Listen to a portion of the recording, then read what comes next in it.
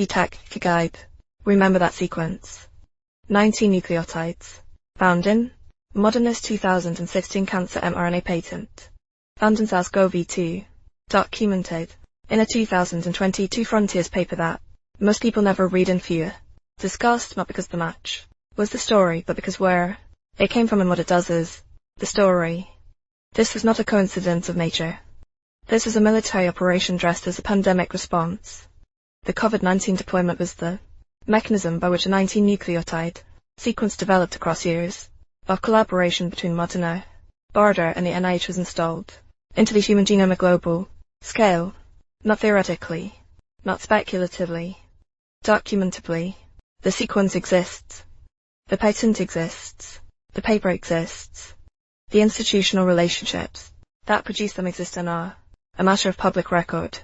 The sequence is highly conserved across multiple species in nature. It was isolated, studied, and weaponized, not under the banner of offensive biowarfare, which would have attracted scrutiny, but under the banner of biodefense. Moderna received the contract to build a bioweapon, disguised as a countermeasure. The distinction from the perspective of what it does to the human body is irrelevant.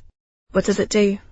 It interfaces with the control of power output of the human body.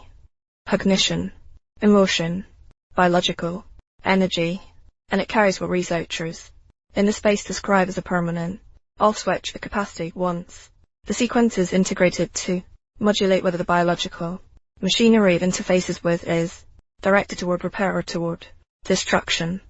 It can be activated. It can be deactivated. It cannot be removed. But its function, the direction in which it operates, can be managed externally. Even though personally I know nature will find a way.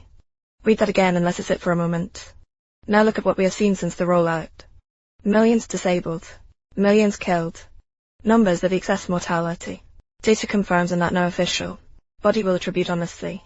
Oh, something else, something harder to quantify but impossible to ignore for anyone paying attention. Personality changes. Not grief. Not trauma responses. Not the psychological aftermath of a pandemic. Something more fundamental. People who are not quite who they were. Emotional flatness in some. Uncharacteristic aggression in others.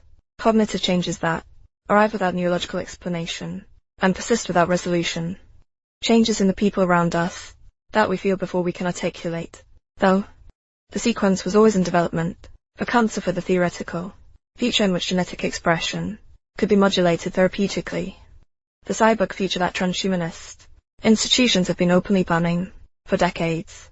The merger of biological and technological systems that requires as its first step the installation of controllable genetic architecture into the human body. COVID was that first step. Not a failed experiment. Not a rushed response to an unexpected crisis. A delivery mechanism precisely engineered, used in development, deployed at the moment when the psychological and institutional conditions for global compliance had been sufficiently prepared. It is a description of what was done. CTAC Kigaik. It is in hundreds of millions of people right now, and the people who put it there knew exactly what they were doing. Spike protein persistence has already been shown and millions are feeling the effect of that. And they suffer from spike protein persistence since 5 years now. The sequence has integrated into the human microbiome, and with extreme environmental stress it will integrate into the human genome. Open blood-brain barrier. Open gut barrier. Directed evolution.